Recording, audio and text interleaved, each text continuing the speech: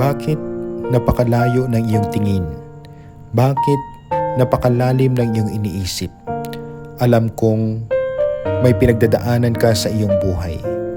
Alam kong may matindi kang problema na hinaharap ngayon.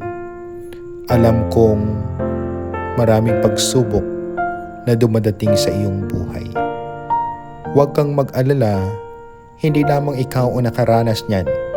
Maraming mga tao ang mas may matinding pagsubok na hinaharap sa kanilang buhay. Huwag mong hayaan na ikaw ay lamunin ng mga problemang ito.